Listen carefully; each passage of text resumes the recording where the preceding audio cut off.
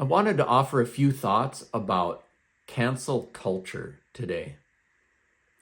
There are many people of all political persuasions who contribute to the tensions in our society about cancel culture.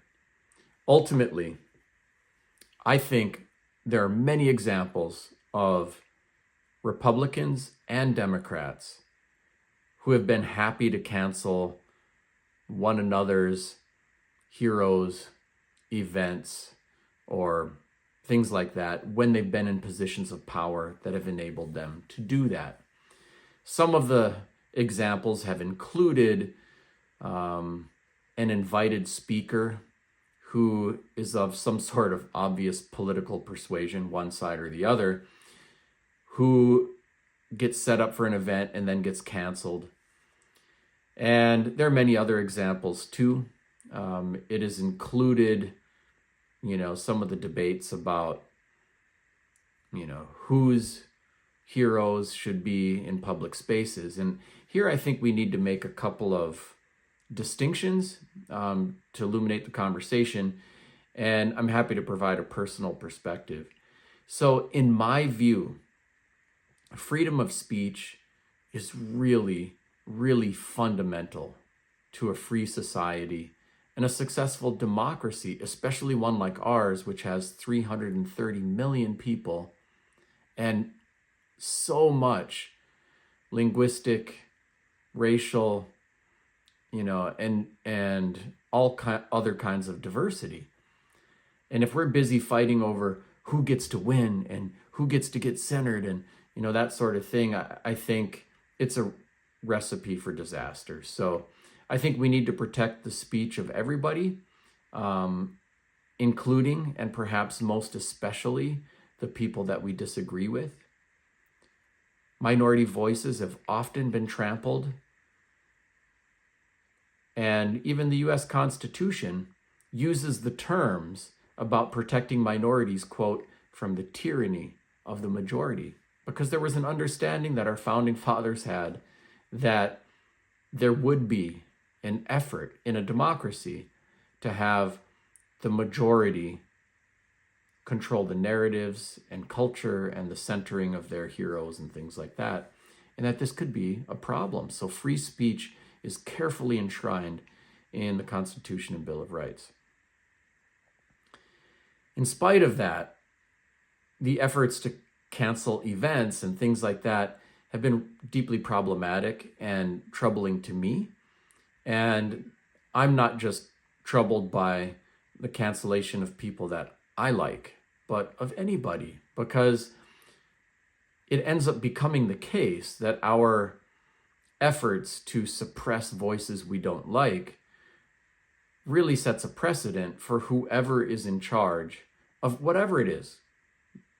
Anything from an institution to a public space to the US government, that there will then be an effort to wield that power to suppress voices that they don't like.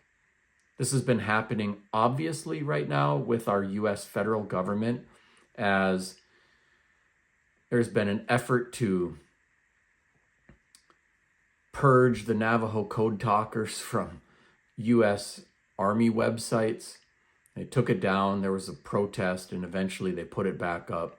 They've been purging references to Native American and Black veterans who've served in the armed forces honorably to defend our country, and many other things that are just really egregious and wrong. And we know that the political pendulum swings in this country, Democrats to Republicans. Maybe someday, and it's a topic for another conversation, we'll get somebody who's neither in there. But regardless, we all need to hold up and protect one another. Now, having said all of that, there's another topic which is related to, but I think still a little distinct from that. And that has to do with which people, figures, and stories deserve primacy of place. And with regard to that, here's what I mean. If we're going to build a new school, often we name the school after someone. I went to Lincoln Elementary School when I was a kid. And when we're building new spaces or putting up new content, I think it's fine to have a conversation about who should we put in the center of the public square and so forth. And I think it is fine to pick someone that we think will be unifying rather than divisive, and try to strive for some sort of agreement within the community, knowing that we're diverse and we don't always agree about all the things. And so I think sometimes we have to make a decision. You can't put a statue to everyone in the center of the town square. But maybe that's the point. If putting one person there over another is going to be divisive, maybe we could put themes, ideas, art, and eagle, whatever, that there can be greater agreement around so that it does not divide us. I understand too that someday my children will have, or my grandchildren or my descendants, they will have different ideas about who deserves to be celebrated and have primacy of place. And they may at times repudiate some of the things and people that I consider worthy of celebration today. And that's okay. It is their freedom and their freedom of speech that I should not be governing from this point in time for all time.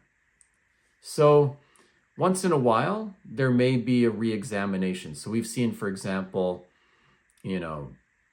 Confederate monuments to Confederate officers.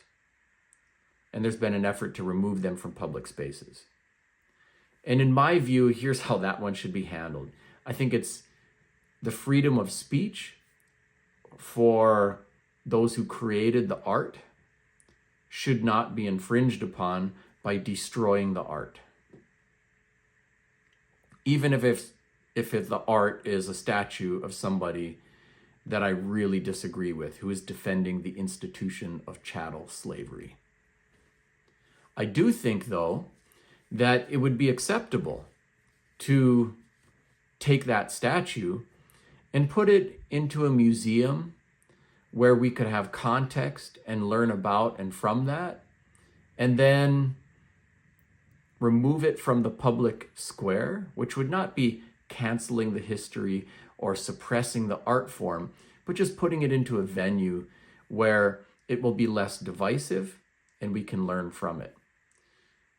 For example, I feel like I want my children to learn about Adolf Hitler and the Nazi Holocaust. And I think it is fine if we have pictures of Adolf Hitler or even a statue of Adolf Hitler in a museum where we can learn in context about him, his life, his impact on the history of the world. But I don't think that we should put a statue of Adolf Hitler in the town square and call it Hitler Square. So when there are historical figures who have been problematic for any number of reasons, and honestly, there are a lot of historical figures, Democrats, Republicans, and totally different walks of life, who have been problematic. If there's something significant, there should be a public discussion about that. And if it is something truly divisive, then we can move it to a museum where it can be properly contextualized. But I don't think we should be destroying art or burning books.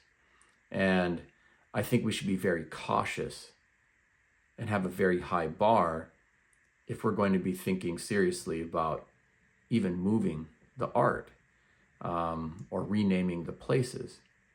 And I can conceive of examples where that would make sense, but we should still have a very high bar for that, or we'll be changing the name of the town square, every time there's a new political election or something like that. And I think we can learn from and hold one another up. But if there is a figure who is all about the oppression, the institutions of slavery, or, committing genocide on Native people, then I think we can consider those a little more cautiously and put them in the museum. Thanks for listening today. Miigwech.